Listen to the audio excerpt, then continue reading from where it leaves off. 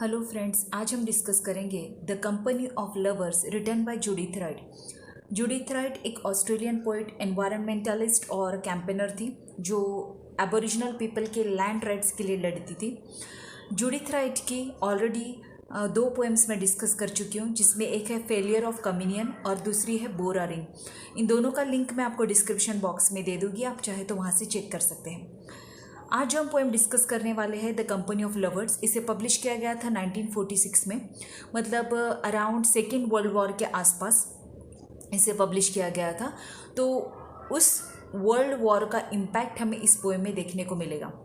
मतलब जो Australian people थे, ऑस्ट्रेलियन लोग थे, उन्हें क्योंकि युद्ध चल रहा था बड़े पैमाने पर, तो उन्हें अलग अलग लोकेशंस में भेजा जाता था उनके पोस्ट के हिसाब से, और जहाँ जहाँ ज़रूरत है वहाँ पर इन्हें अपॉइंट किया जाता था, जिसकी वजह से ये लोग कई बार एक दूसरे से मिलते थे, फिर बिछड़ जाते थे नेक्स्ट डे। उन्हें नहीं पता था कि नेक्स्ट डे क्या होने वाला है, और हालात ऐसे थे कि कब किसकी मौत आए, कब कौन सा डेंजर आ जाए, कब एनिमीज़ उन पर अटैक कर दे, ये भी नहीं पता होता था। तो एक दूसरे के साथ में वो जो पल शेयर करते थे ये ऑस्ट्रेलियन लोग, एक तरीके का ब्रदरहुड उनमें था। तो वो मोमेंट्स उस मौत के डर में कितने ही इम्पॉर्टेंट थे उनके लिए, कितने प्रीशियस थे, वो हमें इस पोएम के थ्रू देखने को मिलेगा। इस पोएम में हम दो चीज़ें देखने वाले हैं, एक तो इम्पैक्ट ऑफ लव और दूसरा इम्पैक्ट ऑफ डेथ। लव का ह्यूमन लाइफ में क्या इम्पोर्टेंस है, भले उसके मोमेंट्स कम हो, और दूसरा कि मौत का जो डर है वो हमें कैसे इम्पैक्ट करता है, वो हमें इस पोएम के थ्रू देखने को मिलेगा। So let's begin. We meet and part now over all the world. अब यहाँ वी का मतलब है वो सारे ऑस्ट्रेलियन लोग जिन्हें एज अ सोल्जर्स अपॉइंट किया गया था युद्ध के दौरान अलग अलग लोकेशंस पर, तो उन्हें ये वी रिप्रेजेंट करता है। We meet and part now over all the world, मतलब हम लोग मिलते हैं, अलग होते हैं ऑल ओवर द वर्ल्ड। जहाँ जहाँ हम अलग अलग लोकेशंस पे हमें अपॉइंट किया जाता है तो वहाँ मिलते हैं और बिछड़ते हैं। We the lost company. अब यहाँ पे लॉस्ट कंपनी इसलिए कहा गया है क्योंकि सोल्जर्स जो है वो उनकी कंपनी एक दूसरे के साथ में इसलिए है, उसे कंपनी इसलिए कहा गया है क्योंकि वो सेम ओरिजिन के हैं, they are Australian, same country को बिलोंग करते हैं। और वो लॉस्ट इसलिए है क्योंकि आज वो यहाँ अपॉइंट किए गए हैं तो कहीं और नेक्स्ट डे कहीं और किसी और लोकेशन पर वो अपॉइंट कर दिए गए हैं, इसलिए लॉस्ट कंपनी कहा गया है। मतलब इस आज वो मिल रहे हैं तो नेक्स्ट डे वो बिछड़ जाते हैं। Take hands together in the night. अब यहाँ पर स्पीकर जो इस पोएम में कह रहा है कि take hands together in the night. अब रात में हम एक दूसरे के हाथ साथ में पकड़कर, मतलब एक दूसरे के साथ में हम टाइम शेयर करते हैं और फॉरगेट और भूल जाते हैं जो कुछ भी दिन भर में उनके ऊपर टेंशन्स थे, ट्रबल्स थे, जो कुछ भी डेंजर उन्होंने फेस किया उस सबको वो भूल जाते हैं। The night in our brief happiness, forget the night in our brief happiness. उस रात के वो जो कुछ पल है जब वो साथ में स्पेंड करते हैं, सारे सोल्जर्स मिलकर, ऑस्ट्रेलियन सोल्जर्स जिनमें एक तरीके का ब्रदरहुड है, तो वो उनका जो छोटा सा हैप्पीनेस है, ब्रीफ हैप्पीनेस इसलिए क्योंकि नेक्स्ट डे फिर से वॉर शुरू हो जाएगा, फिर से उनकी अपॉइंटमेंट्स हो जाएगी अलग अलग जगह, अलग अलग लोकेशंस पर। तो ये जो कुछ भी छोटा सा पल, कुछ पल वो साथ में बिता रहे हैं, वो जो ब्रीफ हैप्पीनेस है उसमें वो अपना सब कुछ दर्द जो है वो भूल जाते हैं। Silently we who sought many things. अब सॉट का मतलब होता है कुछ ढूंढने या पाने की कोशिश करना, और साइलेंटली इसलिए वर्ड यूज़ किया गया है क्योंकि ये बताता है इंटेंस और intimate nature of their connection. Silently, बिना कुछ बोले, ये उन कनेक्शन उनके बीच में का इतना स्ट्रांग है कि उस कनेक्शन को लफ्ज़ों की ज़रूरत नहीं है। Silently we who sought many things throw all away for this one thing. अब हमने सब ने, we who sought many things, हमने लाइफ में बहुत कुछ पाने की या ढूंढने की कोशिश की है, कई चीज़ों की चाहत की है। Throw all away for this one thing, लेकिन आज इस पल में हम अपने पास में जो कुछ भी है या हम जो कुछ भी चाहते थे वो सब कुछ हम फेंक देने के लिए तैयार है। For this one thing, one only. और वो एक चीज़ क्या है, वो कनेक्शन जो वो एक दूसरे के साथ में शेयर करते हैं, वो मोमेंट्स जो वो एक दूसरे के साथ में स्पेंड कर रहे हैं। Remembering that in the narrow grave we shall be lonely.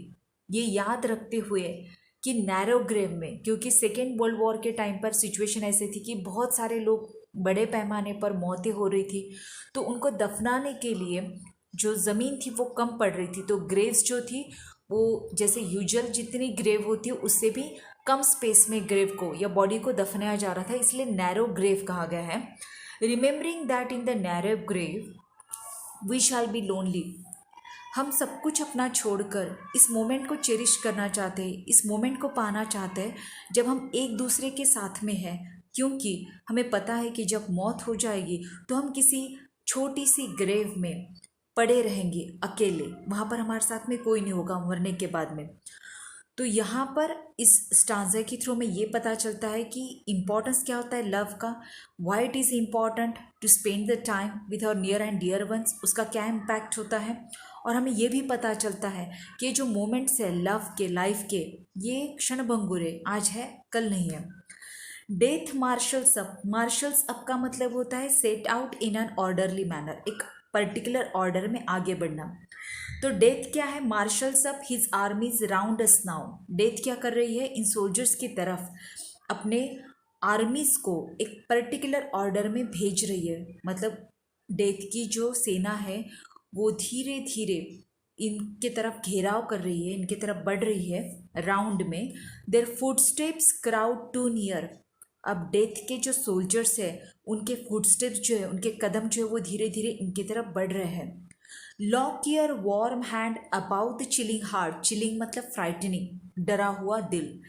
Lock your warm hand about the chilling heart. अब आप अपने जो सोल्जर्स जो है वो एक दूसरे के हाथ पकड़कर अपने डरे हुए दिल को, अपने सहमे हुए दिल को ये सुकून दे रहा है कि हम एक दूसरे के साथ में हैं तो डरने की ज़रूरत नहीं है। कंसोल कर रहे हैं एक दूसरे को। To hold on to the moment for just a little bit more. अब एक दूसरे का हाथ पकड़कर वो जो मोमेंट वो एक दूसरे के साथ में खड़े हैं, जहाँ पे उन्हें कंफर्ट फील हो रहा है, उस मोमेंट को वो जीना चाहते हैं, इसलिए वो एक दूसरे का हाथ पकड़ते हैं। And for a time I live without my fear. और इस वजह से क्या हो रहा है कि सोल्जर्स जो है वो उस पल के लिए ही सही, कुछ देर के लिए ही सही, एक सेंस ऑफ सिक्योरिटी फील कर रहे हैं, एक सेंस ऑफ कंफर्ट फील कर रहे हैं। वो कुछ पल में वो हर डर से मुक्त हो रहे हैं, फ्री हो रहे हैं। Grope in the night to find me and embrace. Grope का मतलब होता है find out the things with your hands, with touch, तो उसे ग्रोप कहा जाता है। तो grope in the night to find me and embrace, अंधेरे में मुझे ढूंढ कर तुम मुझे गले से लगा लो। एक दूसरे को ब्रदरहुड है उनमें, तो सोल्जर्स जो है एक दूसरे को रात के अंधेरे में भी ढूंढ लेते हैं और एम्ब्रेस करते हैं। For the dark preludes of the drum speaking. अब डार्क प्रिल्यूड्स, प्रिल्यूड्स का मतलब होता है मार्च करना या शुरू हो जाना। तो अंधेरे ने जैसे शुरू कर दिया हो ड्रम बजाना। अब ये ड्रम क्या है, मौत का ड्रम है, मतलब मौत शुरू हो चुकी है, मौत का तांडव शुरू हो चुका है। And round us round the company of lovers death draws his curtains in. Curtains in का मतलब होता है घेराव करना। ओके, तो मौत ने क्या किया, अपना घेराव करना शुरू कर दिया है किसके आसपास, द कंपनी ऑफ लवर्स। ये जो सोल्जर्स है इन्हें कंपनी ऑफ लवर्स कहा गया है। लवर्स इसलिए क्योंकि वो एक दूसरे के लिए, एक दूसरे से इमोशनली अटैच है, उनमें एक बॉन्डिंग है, सेंटिमेंट्स है।